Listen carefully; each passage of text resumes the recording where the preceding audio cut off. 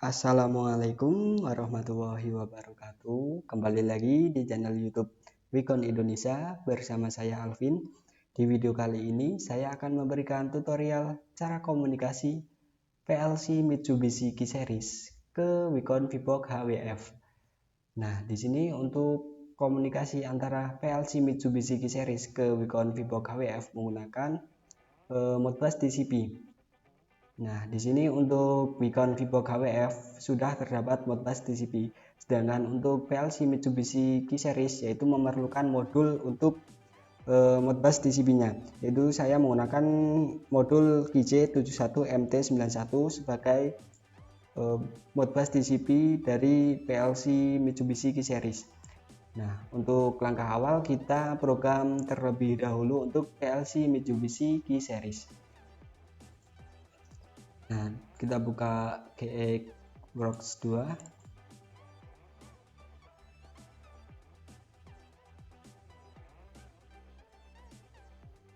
Nah, setelah sudah kita new project.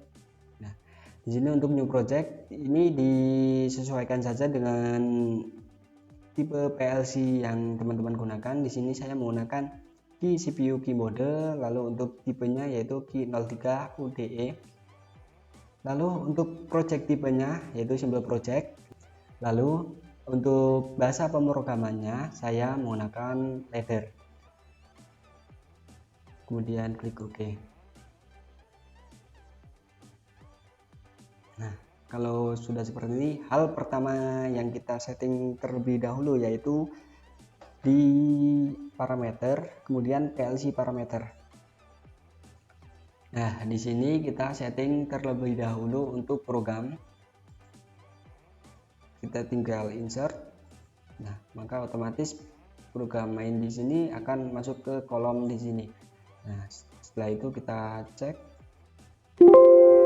Oke, lalu ke IO accessment, kemudian kita new modul. Nah, di sini kita cari modul untuk Modbus TCP-nya. Saya menggunakan Modbus interface modul, lalu untuk modul name-nya yaitu KJ71MT91. Kemudian oke. Nah, setelah itu kita cek. Kemudian oke. Setelah itu kita end. Di PLC parameter tadi, maka di intelligent function module ini akan otomatis masuk KJ71MT91 modul yang tadi kita pilih. Ini akan otomatis masuk ke intelligent function module.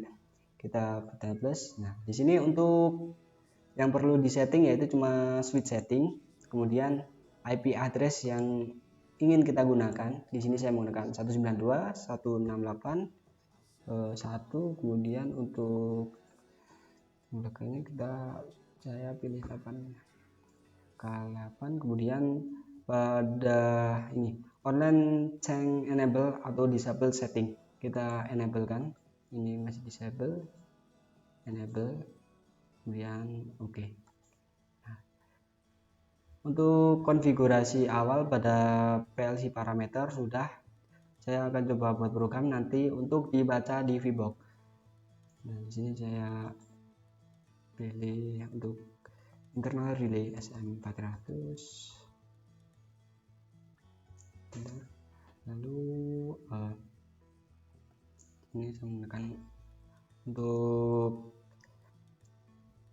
input data dan output data, write dan read, dan saya pilih move D0 ke D4 dan enter.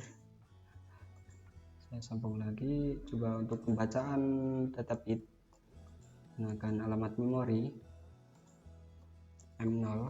Kemudian di sini saya akan menghidupkan koil Y4, kemudian saya enter. Nah, setelah sudah kita compile program quit all. Setelah sudah kita transfer program ke PLC, parameter program, kemudian execute, dan yes to all. terus Inggris ini saya hapus.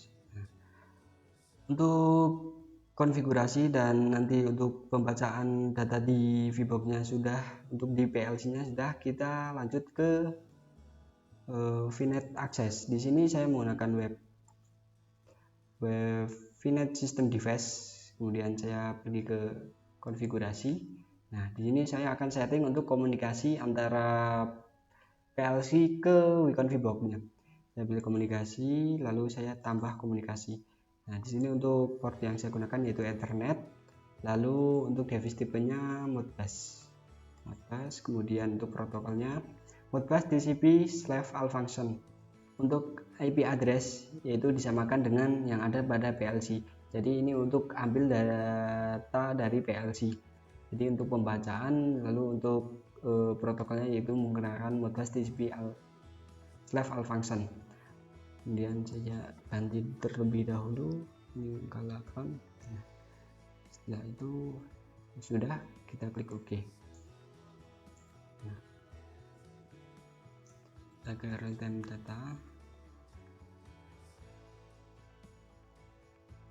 Nah, di sini tadi terdapat program untuk internal relay untuk penghidupan, lalu untuk move D0 D4 D4. Kita coba lihat dari datasheetnya. Nah, ini untuk function kode subkode untuk Modbus standard function.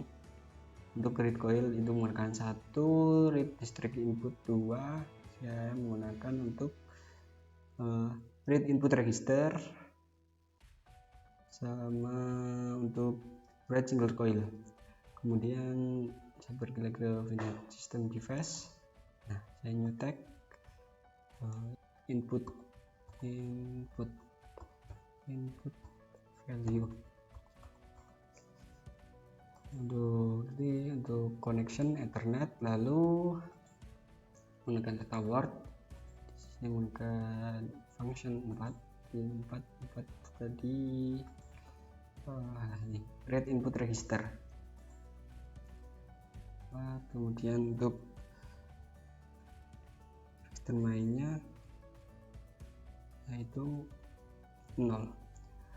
Untuk tadi kan D0, jadi di sini untuk pembacanya D0, kemudian oke. Nah, di sini sudah tertera online. Di sini juga bisa dilihat untuk Ethernetnya udah bisa berjalan. Untuk sinyalnya ini sudah bisa untuk mengambil dan mengirim data. Ini indikatornya juga sudah berjalan. Kemudian saya lanjut ke new tag, lalu ini untuk pembacaannya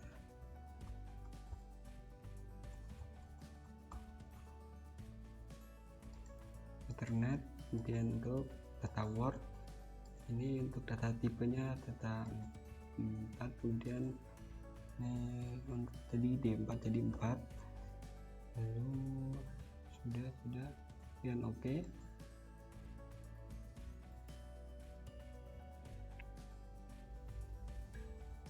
Ini sudah, dan new tag lagi untuk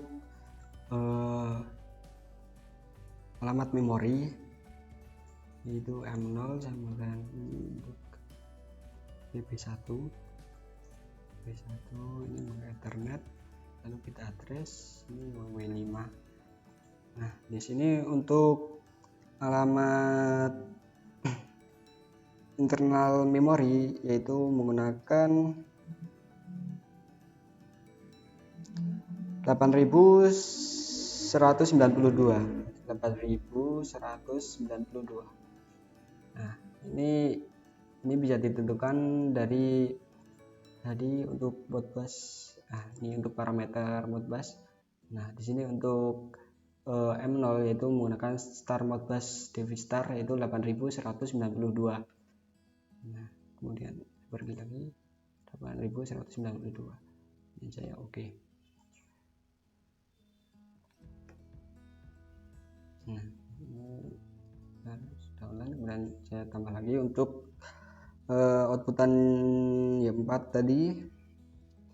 menggunakan untuk lampu satu. Kemudian untuk connection Ethernet, untuk bit address ini W5, kemudian untuk ini W4, jadi saya isikan 4.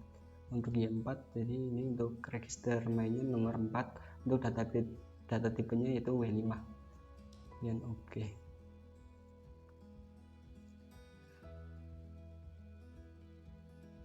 Nah, di sini sudah terdapat online semua. Saya coba hidupkan untuk PP1, maka lampu 2 adalah ini sudah hidup. Lalu saya coba input data, saya masukkan nilai 100, enter. Nah, di sini maka untuk outputnya yaitu mengeluarkan 100. Untuk lebih jelasnya saya coba monitoring dari program. Ini main start monitoring. Nah, di sini saya isikan 100, di sini membacanya 100. Saya coba ganti lagi untuk angkanya. Input ini 1000 dan saya nah di sini maka untuk output filenya 1000, dan saya coba cek lagi di program di monitoring, ya nilainya sama, ini 1000. Coba saya matikan untuk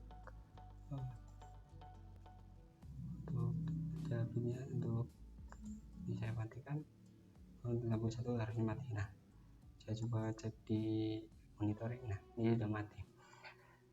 Nah, untuk komunikasi antara PLC Mitsubishi Q-Series ke VBox kurang lebih seperti itu. Sekian video dari saya, kurang lebihnya mohon maaf. Wassalamualaikum warahmatullahi wabarakatuh.